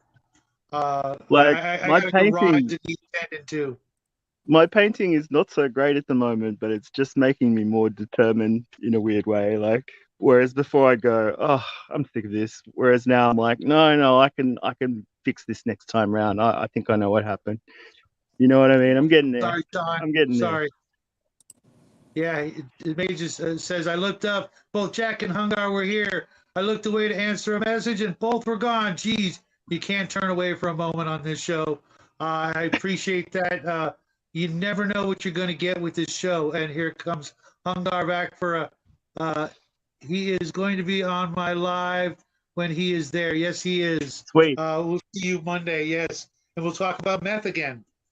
And here he comes back. Some people say bad things about meth, but I really like cocaine, but meth is so much better because it's like all of the energy but none of the teeth. No. Wait, hold up. I come back here and the first thing I hear is Bo said, I really like cocaine. Well, what happened? You know what? Cocaine I would works agree great with if you're you. I would trying to agree do with you, but if I had my cocaine money back, that would also be nice. Well, meth is cheaper. Intergalactic is just shaking his head, going, "What? Okay, Sean. Yeah, I see you cocaine, and I raise you heroin. Okay. Yeah, I like to inject it into my eyeball. Okay. I'm going to go with this much since we're talking 40K. Give me the psychedelic Thank you, mushrooms, Owen. ayahuasca, Thank you. and we'll be better off. Try and reel it back into the topic at hand. Oh my God. Can you imagine the people that come across this stream like years from now and just like, oh, they're talking about 40K. And then they show up and it's cocaine. Hey. Just Well, because like this is it, Metalocalypse. okay. Hey, wait a minute. This is just like Metalocalypse and Roxo the cocaine clown. Played by The Mark rock and roll Hamill. clown. The rock and roll clown. Or was that no? It was Did he Roxo. play Mark? He played Mark Hamill. Played him. I don't know who played he- Roxo. I'm pretty sure that was Mark Hamill from Star Wars. Yeah. Wait, hold up. Not really. One question. One question. Rocco, but I'm not sure who played his voice. Voiced by either Brandon Small singing or Tommy Blacka speaking. Oh, okay. Then he played. Murderface. I would guess. Okay. Jack, you had a question? Yeah, what happened to Shadwell? Where'd he What do you go? mean? Where'd Shadwell go? He was here last time I checked. I don't know. All right, but hold on a Did he second. play- Wait a minute. He played. He doesn't play any of the main characters. He plays a lot of the side Dark characters. Eldar, Best Eldar. Dark Eldar sound like they get a much better treatment in this new edition. Like, there's more of a life drain thing going on. The only thing that I think they should have communicated with Dark Eldar is like they just seem arbitrarily cruel, whereas I think it'd be better if they kind of told the story of what happens to them if they don't sacrifice. Well, I mean, you know what I mean? The Dark Eldar are the reason that I am all, kill all Xenos, just to be sure. Just I to mean, be that's sure. the way.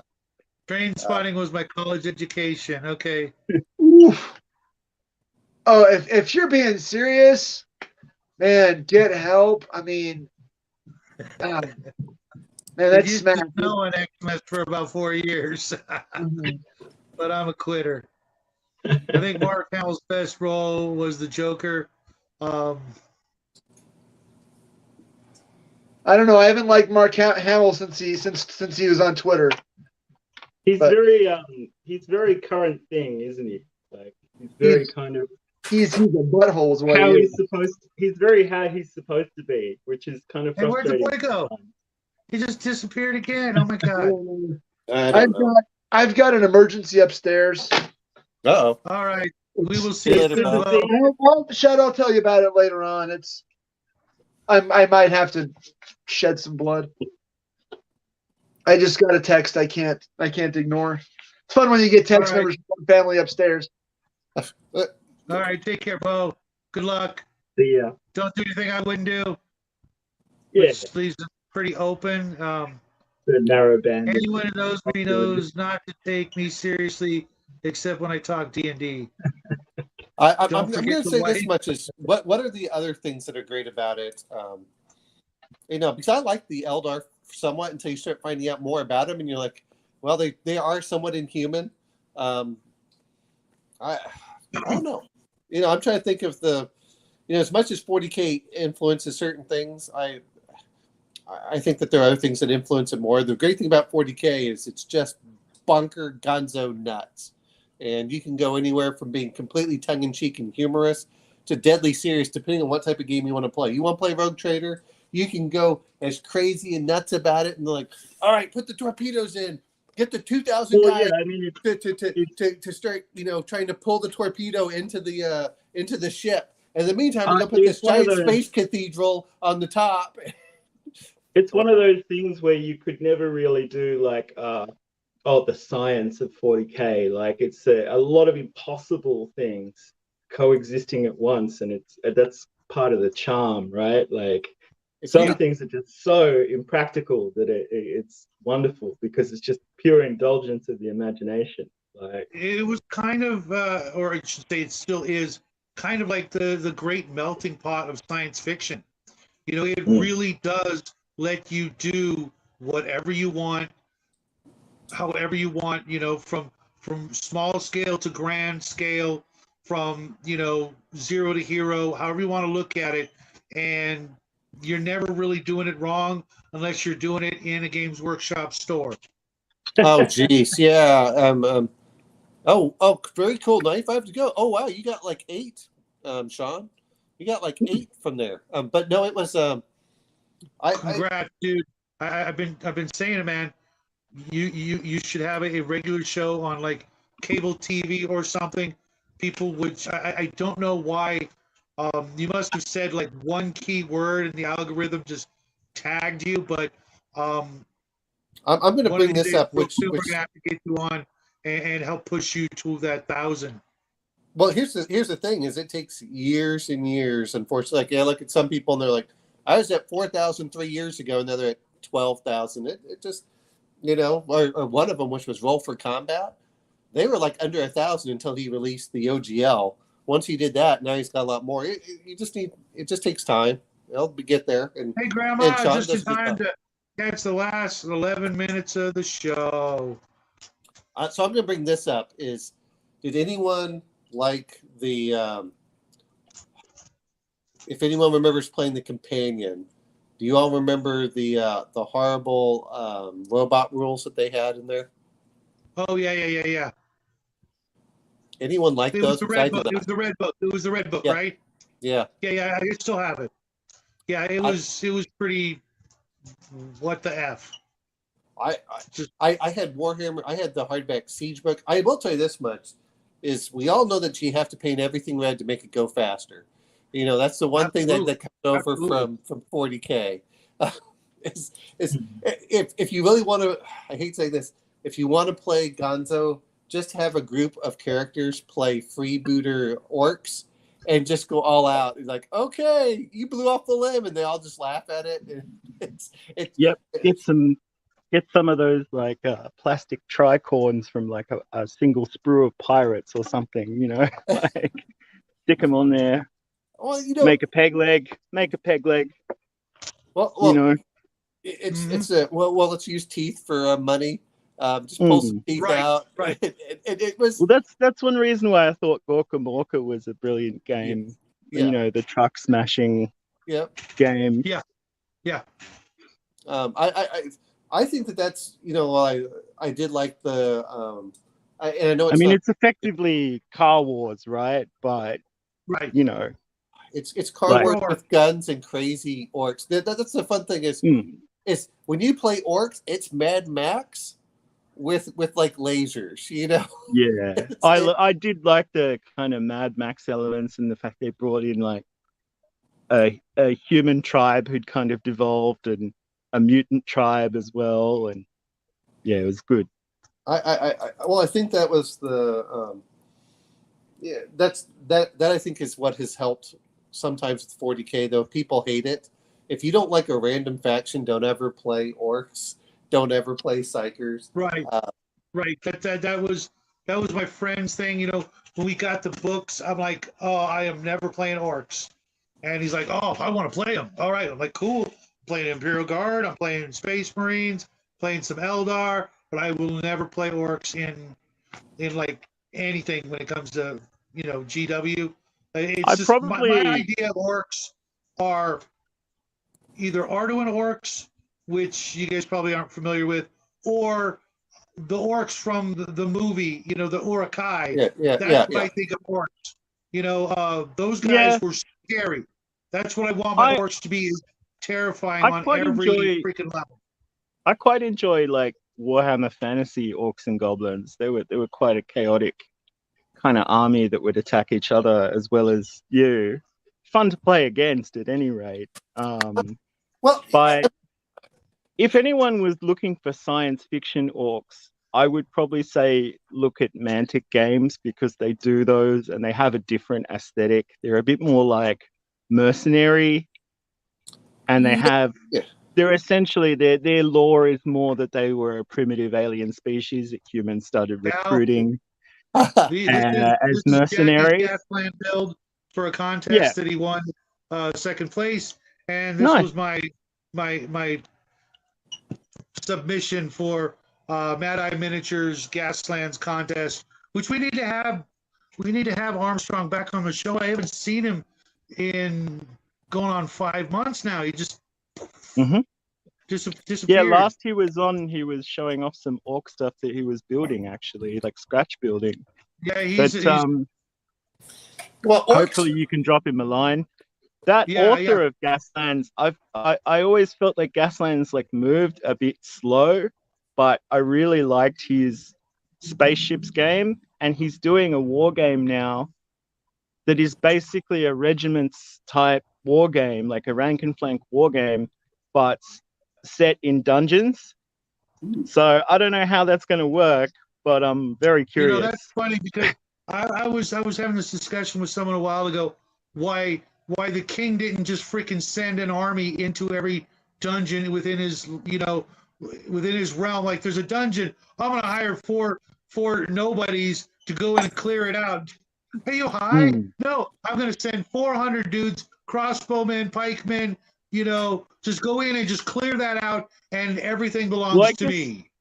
I guess that's when you kind of got to work out, it's like, are all dungeons the same, or are some repurposed mine shafts? Are some real dungeons underneath an old castle ruin? Are some still intact castle? It's like there's maybe room for like a big battle underground. Like, there's all kinds of things that could happen there. I certainly wouldn't want to fire off any mortars, though.